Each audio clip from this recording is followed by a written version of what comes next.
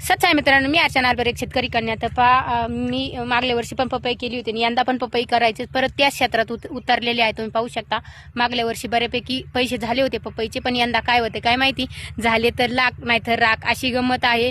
तर तुम्ही पाहू शकता, आता 2 एकर पपई उगून निघलेली आहे आणि 2 एकर लावायची आहे आता उद्या परवा.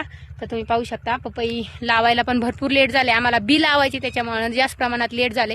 आणि ट्रॅक्टरवाल्यांनी चार दिवस झाले, ट्रॅक्टरवाल्यांनी पण भरपूर प्रमाणात फसवलं. आज येतो उद्या येतो, सकाळी येतो संध्याकाळी येतो, असं करता करता 4 दिवस ट्रॅक्टरवाल्यांनी ढकललं. तर 2 ट्रॅक्टरवाल्यांना फोन केला, दोन्ही नाही म्हणत होते 4 दिवस, पण आज तिसऱ्याला फोन केला, तिसरे आले. तर आता बेड पाडायला सकाळ चालू केलंय. आणि खालच्या पपईच्या रानावर सकाळी 4 वाजता येऊन आम्ही रेन पाईपानी पाणी दिलेलं आहे.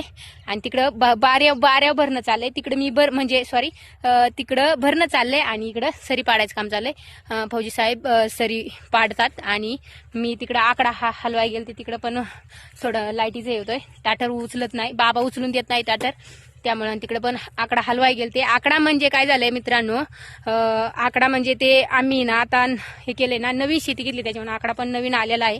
त्यामुळे ना तिथं आकडाच टाकलेला आहे, त्याला पिळकावणं घालायचंय, पण त्याला आता उद्या परवा पाहू, पिळकावणं घालायला पण कोणी येईना, त्यामुळे जास्त आरमळ चालली. तर पाहू शकता.